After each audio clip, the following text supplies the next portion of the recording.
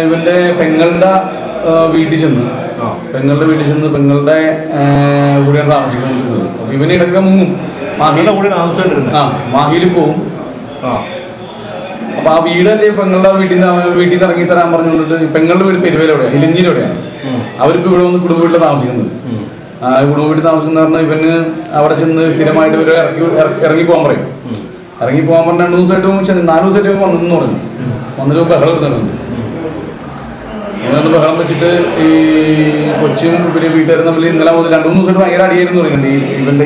ഇവന്റെ പെങ്ങളും ഈ മോളും തമ്മിൽ, മോളും ഇവനും തമ്മിൽ. പെങ്ങളും മോളും മാത്രമേ ഉള്ളൂ? അവര് മാത്രമേ ഉള്ളൂ. ഭർത്താവില്ല? അവർ ഇത്തിരി ഒരു മാനസിക പ്രശ്നമൊക്കെ പെങ്ങൾക്ക്. ഭർത്താവില്ല?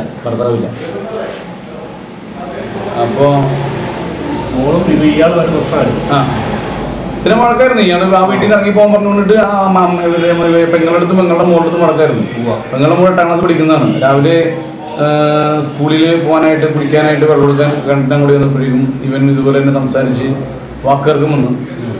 ഇവന് വടിയെടുത്തിട്ട് ആ പെണ്ണെ തല്ലാൻ ചെന്ന് അടിക്കാനായിട്ട്. പെണ്ണപ്പോൾ കയ്യിലൊരു ബക്കറ്റിൽ പെട്ടായി വെള്ളം കോരണ ബക്കറ്റ്. അവരടി വിട്ടു. അതിലുണ്ടാ സംഭവം.